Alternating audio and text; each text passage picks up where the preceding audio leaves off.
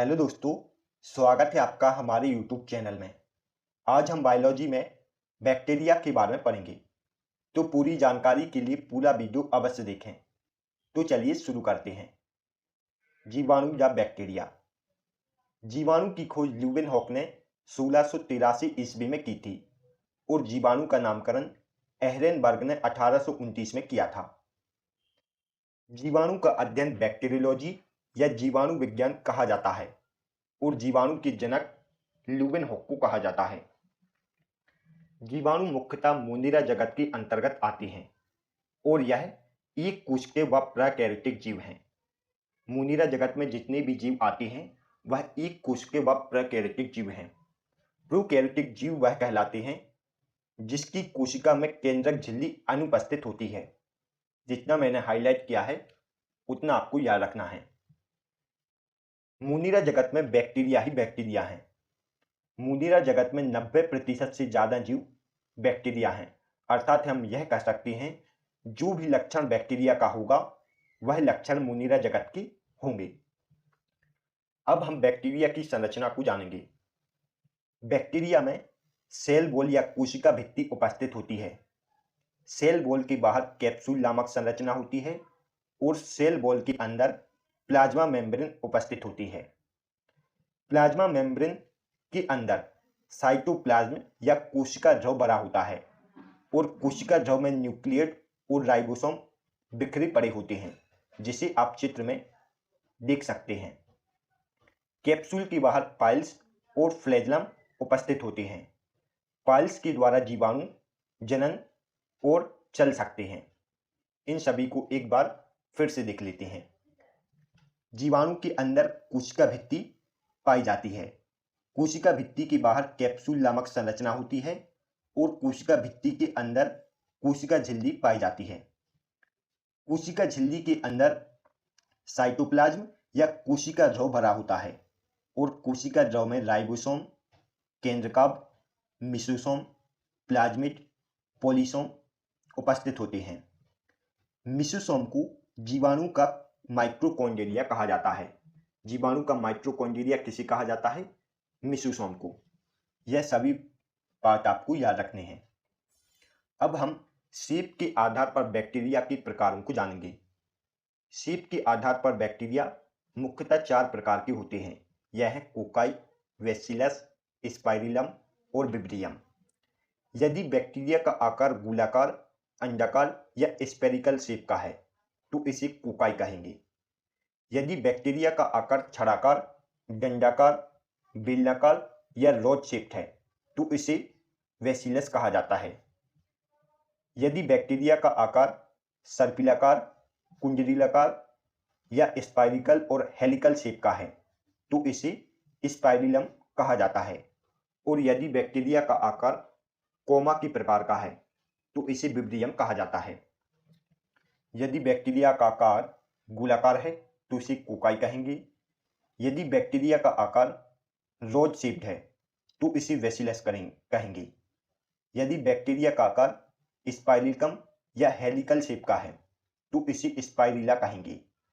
और यदि बैक्टीरिया का आकार कोमा शेप का है तो इसे विब्रियम कहेंगे। यह थे शेप के आधार पर बैक्टीरिया के प्रकार।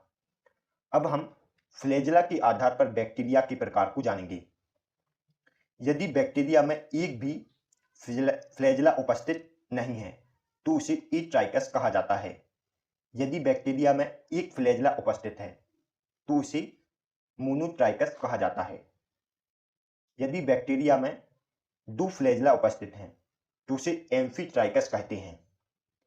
यदि बैक्टीरिया के एंड में बहुत सारी फ्लैजेला उपस्थित हैं तो इसे लोफोट्राइकस कहते हैं। यदि बैक्टीरिया के दोनों तरफ बहुत सारे फ्लैजेला उपस्थित हैं तो उसे सेफलीट्राइकस कहेंगे। और यदि बैक्टीरिया की पूरी बॉडी में बहुत सारे फ्लैजेला चारों तरफ उपस्थित हैं तो उसे फेरीट्राइकस कहेंगे। यह थे फ्लैजेला के आधार पर बैक्टीरिया के प्रकार। एक बार हम फिर से देख लेते हैं। यदि बैक्टीरिया में एक भी फ्लैजेला नहीं है तो उसे एट्राइकस, एक फ्लैजेला है तो उसे मोनोट्राइकस, यदि 2 फ्लैजेला हैं तो उसे एम्फीट्राइकस, यदि एक तरफ बहुत सारे फ्लैजेला उपस्थित हैं तो उसे लोफोट्राइकस, यदि दोनों तरफ बहुत सारी फ्लैजेला उपस्थित हैं तो उसे सेफलोट्राइकस, और यदि बैक्टीरिया के चारों तरफ फ्लैजेला उपस्थित हैं तो उसे फेरिट्राइकस कहते हैं। अब हम न्यूट्रिशन के आधार पर बैक्टीरिया के प्रकार को पढ़ेंगे। न्यूट्रिशन के आधार पर बैक्टीरिया दो प्रकार के होते हैं, एक है ऑटोट्रॉपिक बैक्टीरिया और एक है हेटेरोट्रॉपिक बैक्टीरिया। ऑटोट्रॉपिक बैक्टीरिया वह कहलाते हैं जो अपना खाना स्वयं बनाते हैं, और हेटेरोट्रॉपिक बैक्टीरिया वह कहलाते हैं जो दूसरों से अपना भोजन प्राप्त करते हैं। ऑटोट्रॉपिक बैक्टीरिया दो प्रकार के होते हैं, एक है केमो ऑटोट्रॉपिक और दूसरा है फोटो ऑटोट्रॉपिक। केमो ऑटोट्रॉपिक रसायन संश्लेषण के द्वारा अपना भोजन बनाते हैं, और फोटो ऑटोट्रॉपिक प्रकाश संश्लेषण के द्वारा अपना भोजन बनाते हैं। और हेटेरोट्रॉपिक तीन प्रकार के होते हैं, यह है पैरासाइट, सैप्रोफिटिक और सिम्बायोटिक। अब हम इन सभी के कुछ उदाहरण देख लेते हैं। केमो ऑटोट्रॉप के अंतर्गत नाइट्रोबैक्टर और नाइट्रोसोमोनास आते हैं, जबकि फोटोसिंथेसिस बैक्टीरिया के उदाहरण हैं क्लोरोबियम, प्रोमेशियम और रोडोस्पाइरियम। पैरासाइट के उदाहरण हैं सभी रोग जनित जीवाणु और ई कोलाई बैक्टीरिया।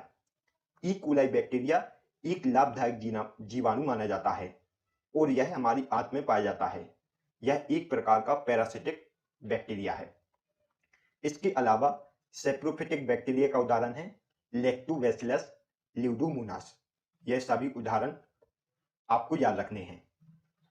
अब हम जीवाणु में जनन को देखेंगे। जीवाणु में लैंगिक और अलैंगिक दोनों प्रकार का जनन होता है। अलैंगिक जनन में जीवाणु में बाइनरी फिजन और एंडोस्पर्म होता है, जबकि लैंगिक जनन में जीवाणुओं में कंजक्शन, ट्रांसडिक्शन और ट्रांसफॉर्मेशन होता है। जीवाणु में लैंगिक और अलैंगिक दोनों प्रकार का जनन होता है। जब जीवाणु की मनपसंद का वातावरण होता है तो उनमें बाइनरी फिजन होता है। बाइनरी फिजन में जीवाणु की एक कोशिका विभाजित होकर दो कोशिकाओं में बदल जाती है। जब जीवाणु की मनपसंद का वातावरण नहीं होता है तब उनमें एंडोस्पर्म या अंतः जीवाणु द्वारा अलैंगिक जनन होता है, और जीवाणु में कोनिडिया और पुटी के द्वारा भी अलैंगिक जनन होता है। जीवाणु में लैंगिक जनन संयुग्मन, रूपांतरण और जीन वाहन के द्वारा होता है। जब जीवाणु में वायरस के द्वारा जनन होता है तब इसे ट्रांसडक्शन या जीन वाहन कहते हैं।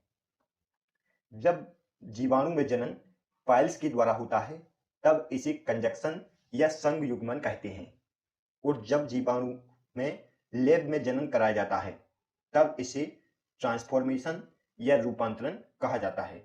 यह थी बैक्टीरिया में जनन के प्रकार।